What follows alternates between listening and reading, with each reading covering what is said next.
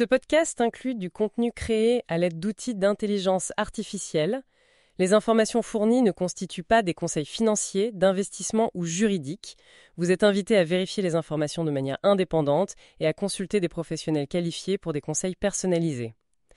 Bienvenue au Luxembourg Funcast. Ce podcast, créé par Bertrand Mario, avocat à la Cour, a pour mission de vous apporter une information claire, libre et rigoureuse sur la réglementation financière et les fonds d'investissement au Luxembourg. Nos analyses sont issues de références officielles. Veuillez noter que cet épisode a été préparé en date du 3 novembre 2025. Aujourd'hui, on se penche sur un sujet vraiment structurant pour tout le secteur financier en Europe. Oui, absolument. Il s'agit du nouveau paquet législatif européen de lutte contre le blanchiment de capitaux et le financement du terrorisme. On dit LCBFT, c'est ça ? C'est ça, LCBFT. Et c'est un paquet qui a été publié au journal officiel de l'UE le 19 juin 2024. Et visiblement, ce n'est pas juste une petite mise à jour technique. Ah non, loin de là. On parle vraiment d'une refonte majeure. Certains disent même la plus significative structurellement depuis une génération. D'accord. Et sur quoi repose cette refonte ? Quels en sont les piliers ? Alors, il y a 3 éléments clés. Premièrement, on a un nouveau règlement européen unique sur la LCBFT. C'est l'AMLR, pour Anti-Money Laundering Regulation, le règlement UE 2024-1624. AMLR, d'accord. Un règlement unique. Oui. Ensuite, une 6e directive LCBFT qu'on appelle AMLD6, c'est la directive UE 2024-1640. Elle vient préciser certains points, notamment sur les registres nationaux. AMLD6. Et le 3e pilier ? C'est la création d'une toute nouvelle autorité de supervision au niveau européen, l'AMLA, l'Anti-Money Laundering Authority. AMLA. Bon, ça fait pas mal de nouveautés et d'acronymes. Effectivement. Ce qui semble vraiment ressortir, d'après ce que j'ai compris, c'est un changement fondamental d'approche. On passe d'une collecte un peu passive d'informations. C'est tout à fait ça. Le cœur du changement est là. Fini l'époque où on se contentait, disons, de recevoir une déclaration du client sur ses bénéficiaires effectifs. Maintenant, le nouveau cadre impose un engagement beaucoup plus actif. Il faut vérifier ces informations, les recouper systématiquement avec les registres officiels. Et même, on va le voir, signaler activement les incohérences. Donc, une obligation de vérifier, de recouper et de signaler. Ça change tout. Ça change énormément de choses dans les processus quotidiens, oui. C'est une transition vers une diligence, beaucoup plus proactive et surtout continue. Une diligence proactive, ça doit avoir des impacts opérationnels très concrets, j'imagine. Pour les équipes juridiques, par exemple, ou le secrétariat général dans un fonds d'investissement. Ah oui, l'impact opérationnel est majeur. On peut même identifier, je pense, 3 transformations vraiment essentielles qui vont redessiner le paysage. Alors, quelles sont ces 3 transformations clés ? Bon, la première, c'est ce que j'appellerais la fin de la confiance passive. La fin de la confiance passive. Oui, recevoir l'information du client sur ses bénéficiaires effectifs, ce n'est plus la fin de l'histoire. C'est plutôt le début d'un processus de vérification.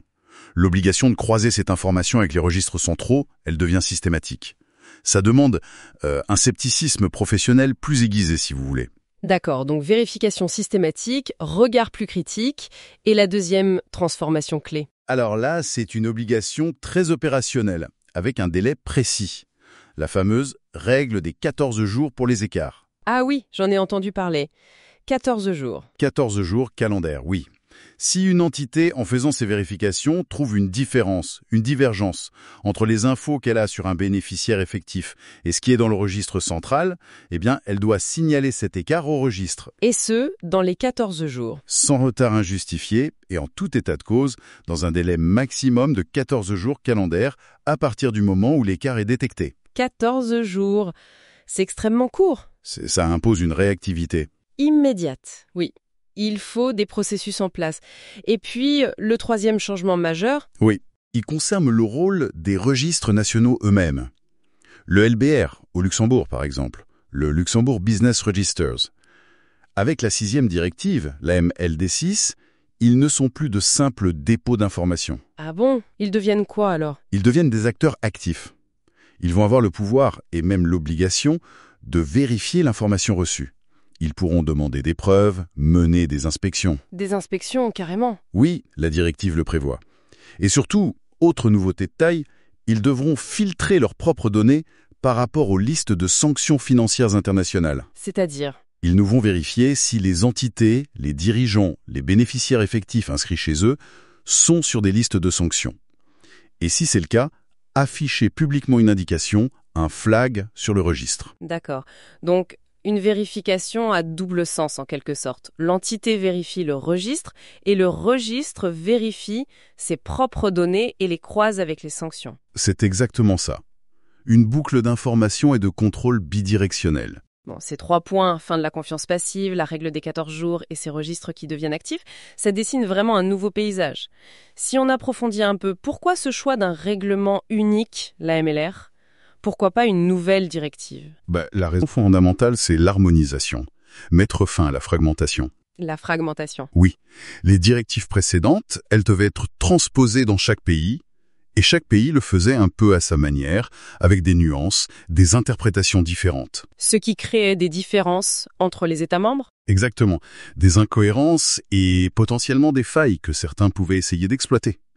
En choisissant un règlement, la MLR, donc le règlement UE 2024-1624, l'Union européenne impose des règles de fond directement applicables partout, de la même manière. Donc plus de marge de manœuvre nationale sur ces points essentiels ? Sur les obligations clés comme la vigilance à l'égard de la clientèle, la CDD, Customer Due Diligence, ou l'identification des bénéficiaires effectifs, les Beneficial Ownership, non. L'objectif, c'est vraiment d'avoir un corpus réglementaire unique, un single rulebook. Et pour une place comme le Luxembourg très international, quelles conséquences ça a, cette application directe ? Pour les équipes ici au Luxembourg, qui gèrent souvent des structures ou des opérations transfrontalières, ça veut dire que c'est cette norme unique et harmonisée de la MLR qui prime. Partout. Ça peut simplifier certaines choses pour avoir des procédures groupes cohérentes. Mais ça demande aussi une vigilance accrue pour s'assurer que ce standard élevé est bien respecté, même si une partie du travail est fait ailleurs, sous la responsabilité luxembourgeoise. Vous parliez des bénéficiaires effectifs, les BO. Est-ce que cette notion, qui est quand même centrale, est clarifiée ou redéfinie dans ce nouveau texte ? Oui, elle est précisée, et c'est important. D'abord sur le seuil de propriété. La MLR confirme clairement, c'est 25% ou plus. 25% ou plus. Fini l'ambiguïté du 25% plus une action. Voilà, c'est plus clair. Mais le point vraiment structurant, c'est ailleurs. La MLR insiste lourdement sur le fait qu'il faut analyser 2 choses. La détention du capital, le ownership interest, et le contrôle par d'autres moyens, le control via other means. D'accord. Et ces 2 analyses doivent être faites indépendamment et en parallèle. C'est crucial. Qu'est-ce que ça change concrètement ? Ça veut dire qu'on ne peut plus s'arrêter au calcul des pourcentages. Même si personne n'atteint les 25% de détention directe ou indirecte, il faut absolument chercher s'il y a une personne physique qui exerce un contrôle effectif par d'autres biais. Par exemple ? Via des pactes d'actionnaires, une influence dominante de fait, le pouvoir de nommer ou révoquer la majorité des dirigeants, l'analyse devient beaucoup plus qualitative, juridique et pas seulement mathématique. Je vois. Et pour les structures un peu complexes, avec plusieurs sociétés écrans ou niveaux d'interposition ? Là aussi, la MLR est très explicite. Il faut tenir compte de toutes les participations détenues à chaque niveau de propriété. Donc on remonte toute la chaîne ? Exactement. C'est une façon de contrer les montages conçus pour opacifier. Pour les fonds d'investissement alternatifs, par exemple, ça rend l'analyse des documents clés, le Limited Partnership Agreement, les statuts du General Partner, les Side Letters, le rôle des comités encore plus essentiel pour comprendre qui tire vraiment les ficelles. D'accord. Revenons à ce rôle renforcé des registres nationaux, type LBR au Luxembourg, via la MLD6. Vous disiez qu'ils deviennent des acteurs actifs ? Oui, tout à fait. Leur mission change de nature. Ils ont maintenant le pouvoir explicite de vérifier l'info qu'on leur donne, demander des justificatifs et même, potentiellement, faire des contrôles sur place. Et ce filtrage par rapport aux listes de sanctions, c'est une grosse nouveauté aussi. Oui, c'est majeur et très visible. Ils devront confronter les infos qu'ils ont sur les entités, dirigeants, BO, avec les listes de sanctions officielles, UE et ONU principalement. Et s'il y a une correspondance, un hit, oui, ils devront mettre un flag, une mention publique sur l'extrait de l'entité, pour signaler qu'elle ou une personne liée est sanctionnée. Le registre devient donc une source publique d'infos sur les risques de sanctions, en plus de son rôle sur les BO. Tout à fait. Ce n'est plus juste un dépôt d'informations déclarées, ça devient un outil de validation, un signal d'alerte publique. Quelles implications pour les professionnels ? d'un côté, c'est une source de plus pour recouper leur propre vérification de sanctions. Mais attention, si jamais il y a une divergence entre les contrôles internes d'une banque, par exemple, et un flag public au LBR, là, c'est un gros signal d'alarme. Risque réputationnel, réglementaire. Ça demande une réaction immédiate. Le LBR prend une dimension quasi supervisoire. Ces changements sont profonds. Comment est-ce qu'ils se traduisent en pratique dans les opérations quotidiennes? Prenons l'entrée en relation, l'onboarding d'un nouveau client. Qu'est-ce qui change? Alors, il y a une exigence très concrète dans la MLR, à l'article 23, paragraphe 4. Désormais, dès le début de la relation avec une société ou un trust, l'entité assujettie doit obtenir une preuve d'enregistrement valide ou un extrait récent du registre des BO concernés. Donc, ce n'est plus juste une bonne pratique. Non, ça devient une obligation légale. Initiale, day one, comme on dit. Il faut avoir cet extrait dès le départ. Il faut donc l'intégrer systématiquement dans les processus d'acceptation client. Absolument. Il faut un flux de travail fiable, auditable, pour récupérer cet extrait, le dater, l'archiver. Pour chaque nouveau client, personne morale ou trust, c'est la référence externe de départ pour la suite des diligences. Et cette fameuse règle des 14 jours pour signaler les écarts. Comment est-ce qu'on s'organise pour respecter ce délai si court? Ça semble être un vrai défi opérationnel. C'est sans doute l'un des plus grands défis pratiques, oui. Il faut impérativement une procédure interne très claire, très bien rodée et surtout très bien documentée. Une procédure formalisée donc? Elle couvrerait quoi, typiquement? Alors, au minimum, plusieurs étapes. D'abord, la détection. Comment et quand on identifie un potentiel écart? Est-ce lors de l'onboarding, d'une revue périodique, suite à un événement particulier? D'accord. Ensuite, l'investigation. Une analyse rapide en interne pour valider l'écart. Est-ce une erreur chez nous ou y a-t-il vraiment une divergence avec le registre? Ça peut impliquer un dialogue avec le client. Troisième étape cruciale, la documentation. Il faut tout tracer. Quand l'écart a été détecté, quelles infos divergent, quelles preuves on a, les échanges avec le client, la conclusion de l'analyse. Et enfin, le signalement lui-même? Exactement. La soumission formelle du rapport d'écart au LBR, via leur portail sans doute, en respectant scrupuleusement le délai de 14 jours calendaires. Et qu'est-ce qui se passe une fois qu'on a signalé un écart? Ça a des conséquences visibles? Oui. L'AMLD 6 prévoit qu'une mention spécifique soit ajoutée à l'extrait public du registre. Elle indique qu'un signalement d'écart a été fait. Et cette mention reste? Elle reste visible par tout le monde, les banques, les partenaires, d'autres autorités, tant que l'écart n'est pas résolu. Ça peut donc compliquer les affaires du client. D'où l'importance d'avoir une communication très claire avec lui sur cette obligation légale et sur les démarches pour corriger l'information. Finalement, avec cette obligation, les fonctions juridiques, conformité, deviennent un peu des auxiliaires du registre pour garantir la qualité des données. C'est une responsabilité supplémentaire. Et comment tout ça s'articule avec le filtrage des sanctions dont on a parlé, et aussi avec cette attente croissante de vigilance sur les actifs des fonds, l'asset due diligence? En fait, le nouveau cadre crée une vigilance à plusieurs niveaux qui se complètent. D'un côté, l'AMLR renforce l'obligation pour les entités de vérifier si leurs clients et leurs BO sont sur des listes de sanctions. Ça fait partie de la vigilance client de base, la CDD. D'accord. De l'autre côté, comme on l'a vu, l'AMLD 6 oblige les registres à faire leur propre filtrage des sanctions et à le rendre public. Donc on a une double vérification sur les personnes. Et le lien avec les actifs premiers? Eh bien, cette vigilance renforcée sur les personnes, clients et BO, elle résonne avec ce que la CSSF demande de plus en plus sur les actifs eux-mêmes, notamment via sa FAQ de décembre 2024 sur l'asset due diligence. Le régulateur attend qu'on évalue aussi le risque LCBFT lié aux actifs sous-jacents détenus par les fonds, surtout si ce sont des actifs un peu opaques, non cotés ou situés dans des zones à risque. On va donc vers une gestion du risque qui serait tridimensionnelle. Investisseurs, BOE et actifs. C'est une excellente façon de le résumer, oui. Il faut maîtriser le risque lié à l'investisseur, la CDD, le risque lié aux bénéficiaires effectifs avec ses nouvelles vérifications et signalements, et le risque lié aux actifs eux-mêmes, l'asset due diligence. Et le registre des BO dans ce schéma? Il devient un outil de validation externe clé. Imaginez, si votre filtrage interne des sanctions ne trouve rien, mais que le LBR affiche un flag public sur votre client, c'est un signal d'alerte majeur. Ça doit déclencher une escalade immédiate, une réévaluation du risque et peut-être même une déclaration de transaction suspecte à la CRF, la cellule de renseignement financier. Si on replace tout ça dans le contexte spécifique du Luxembourg, est-ce que ces nouvelles règles européennes répondent à des préoccupations locales particulières? Oui, tout à fait. Elles sont même en plein dans le mille si on lit l'évaluation nationale des risques, la NRA, de 2025. Ah oui. Qu'est-ce qu'elle dit, cette NRA? Le ministère de la Justice y identifie très clairement la menace principale. C'est le blanchiment d'argent provenant d'infractions commises à l'étranger. Corruption, fraude fiscale, etc. Et comment cet argent arrive-t-il au Luxembourg, selon l'analyse? La vulnérabilité clé identifiée, c'est justement l'utilisation abusive de structures juridiques complexes, notamment les fonds d'investissement, pour masquer l'origine des fonds et l'identité réelle des bénéficiaires effectifs.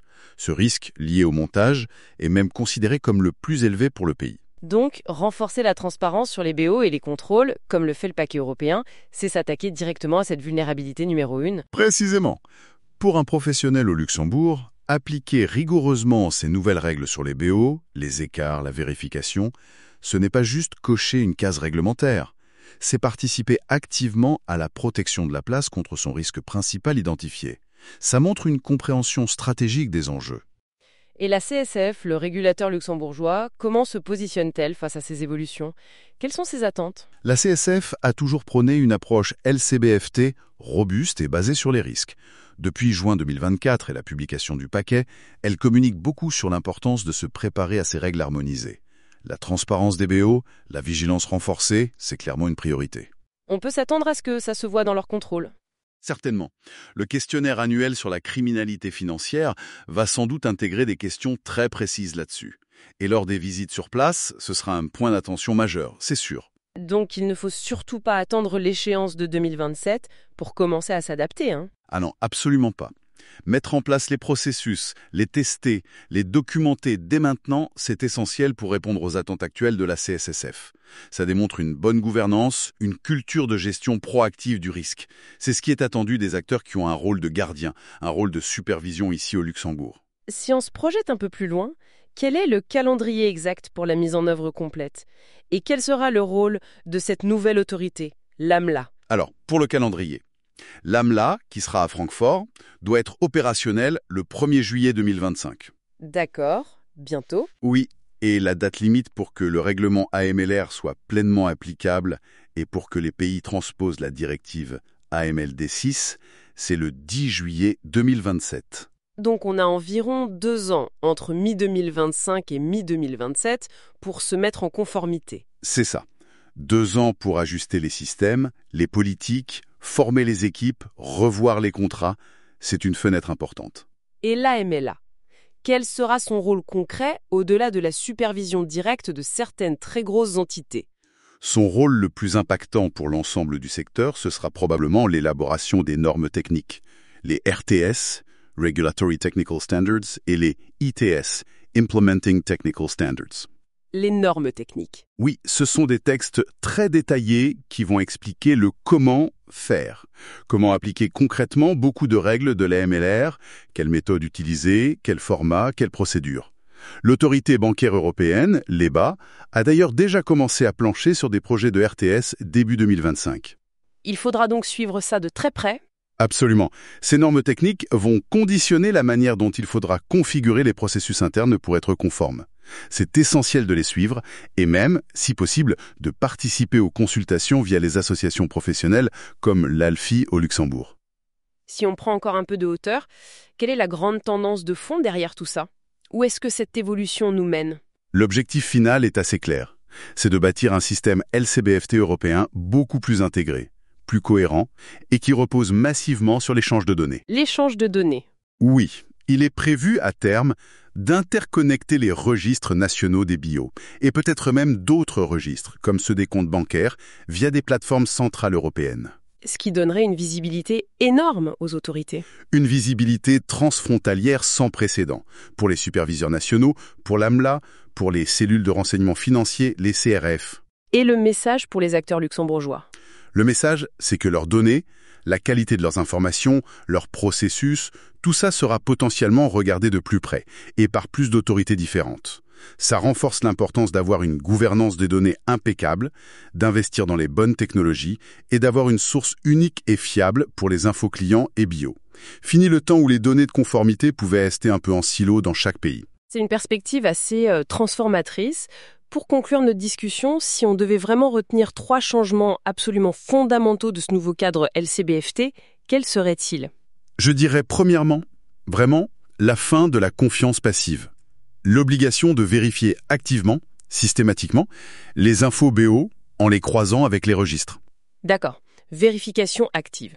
Deuxièmement, cette règle impérative des 14 jours pour signaler au registre toute divergence constatée. Une contrainte opérationnelle forte. La règle des 14 jours, oui. Et troisièmement, le changement de rôle des registres nationaux. Ils deviennent des acteurs proactifs de la vérification avec des pouvoirs de contrôle et cette obligation de signaler publiquement les liens avec les sanctions. Une vérification bidirectionnelle. Vérification active, règle des 14 jours, registre proactif. Ces 3 points redéfinissent vraiment les diligences et les responsabilités. Merci beaucoup pour cet éclairage très détaillé. Ce podcast inclut du contenu créé ou amélioré à l'aide d'outils d'intelligence artificielle. Toutes les informations sont fournies à titre général uniquement et ne constituent pas des conseils financiers, d'investissement, juridiques ou réglementaires. Les auditeurs sont invités à vérifier les informations de manière indépendante et à consulter des professionnels qualifiés pour obtenir des conseils personnalisés. Chaîne YouTube Bertrand Mariot Avocat. Suivez et connectez-vous avec Bertrand Mariot sur LinkedIn. Vos commentaires et likes y sont également les bienvenus. Retrouvez le lien vers notre podcast en anglais dans la description. À bientôt sur le Luxembourg Funcast.